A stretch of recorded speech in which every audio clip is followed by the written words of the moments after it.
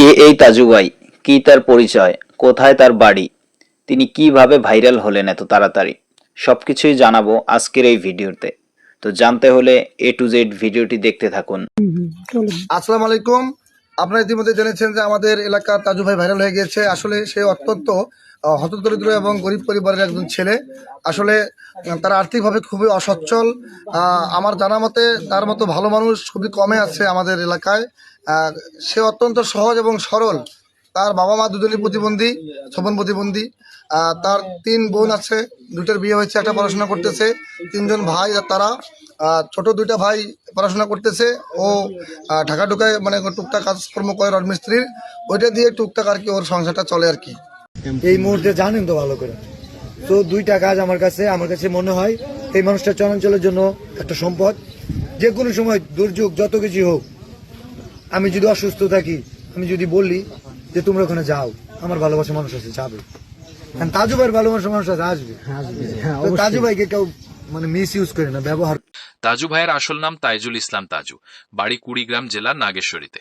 ফেসবুকে তার পেজের নাম তাজু ভাই 2.0। তিনি ভাইরাল হয়েছেন খুব সাধারণ কিছু ভিডিওর মাধ্যমে, যেমন স্থানীয় বাজারে জিলাপির দাম জিজ্ঞেস করা, এই ধরনের ভিডিও। তার কথা বলার ধরন, সহজ সরল উপস্থাপনাই মানুষকে আকৃষ্ট করেছে। আসসালামু আলাইকুম। আমি এখন দাঁড়িয়ে আছি কুড়িগ্রাম জেলা নাগেশ্বরী উপজেলা নারায়ণপুর ইউনিয়নে। আমি দরিদ্র এক ইউনিয়নে আমি দাঁড়িয়ে আছি। এখানে এক লোকের বুদ্ধি দেখেন, এক গৃহস্থর সুপারি গাছে লাইন করে। আমি জিজ্ঞেস করলাম, গৃহস্থ সুপারির গাছ এত লাইন কেন? তারা বলে এখানে ঝড় তুফান বৃষ্টি অথবা ঝড় তুফান বাতাস উঠলে এখানে বাতাস যাবে সুপারির উপরে, এই দেখেন সুপারি বড় হবে। এই তবে ভিডিওর আড়ালে তিনি তার এলাকার উন্নয়ন বঞ্চনার কথাও তুলে ধরেন।